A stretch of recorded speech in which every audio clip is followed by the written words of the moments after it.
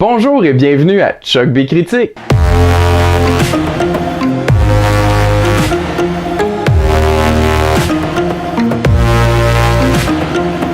Aujourd'hui, je donne mon avis sur le film d'animation Le Chaînon Manquant, version française de Missing Link.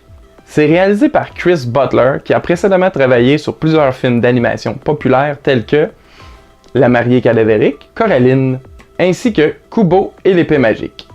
Ça raconte l'histoire de Sir Lionel Frost qui se lance à la poursuite du fameux Bigfoot afin de prouver son existence et ainsi obtenir l'admiration de tous. À sa grande surprise, il va obtenir beaucoup plus qu'il ne l'aurait espéré. Il s'agit du 5e film provenant des studios Laika, une jeune compagnie de production se spécialisant en animation stop motion. Grâce à ce style d'animation, le film laisse place à de minuscules imperfections qui donnent un aspect plus tangible aux personnages ainsi qu'à l'environnement qui les entoure.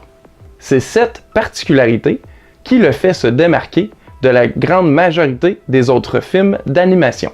C'est aussi rempli d'humour slapstick, c'est-à-dire des blagues axées plus sur le physique que sur le dialogue, comme par exemple glisser sur une pleure de banane, ce qui a l'avantage de rejoindre à la fois les jeunes et les moins jeunes. J'ai beaucoup apprécié la naïveté du personnage du Bigfoot, en partie parce qu'il ne comprend pas tout à fait comment le monde moderne des années 1800 quelques fonctionne, et aussi parce qu'il prend vraiment tout ce qu'on lui dit à la lettre, ce qui cause des situations très comiques.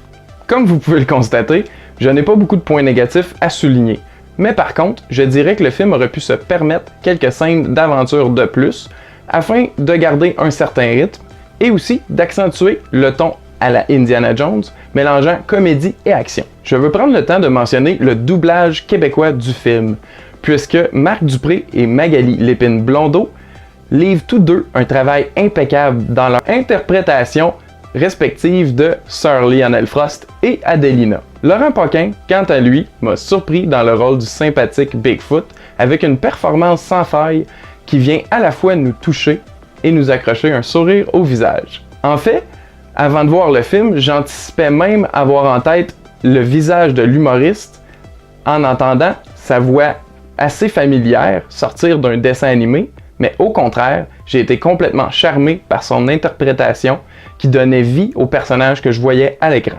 J'ai bien aimé le fait que le réalisateur ait réussi à intégrer dans son film un beau message portant sur l'amour et la famille, sans toutefois être trop moralisateur. Je veux aussi souligner la chanson qu'on entend dans le générique de fin, puisqu'elle est très plaisante. Elle est interprétée par Walter Martin et elle s'intitule Doodly Doo. Je vous avertis, c'est tout un verre d'oreille.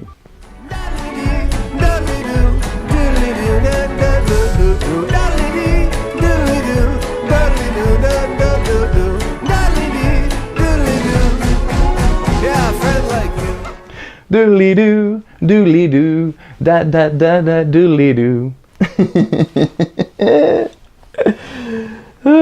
Bon. Donc, pour résumer, c'est un magnifique film d'animation avec du cœur qui mérite d'être découvert. Je l'ai vraiment apprécié et je le recommande non seulement aux passionnés d'animation, mais aussi aux jeunes familles qui veulent simplement passer un bon moment ensemble. En terminant, ma note du film Le Chaînon Manquant est de 4 gars qui connaissent rien sur 5. 4 sur 5. Avant de finir, j'aimerais vous lancer une petite question que vous pourrez répondre dans les commentaires. Quel est votre film d'animation favori? Pour ma part, il s'agit de Coraline, le premier film de Laika. Personnellement, je l'écoute au moins une fois par année depuis sa sortie en 2009. Merci de m'avoir écouté et à la prochaine!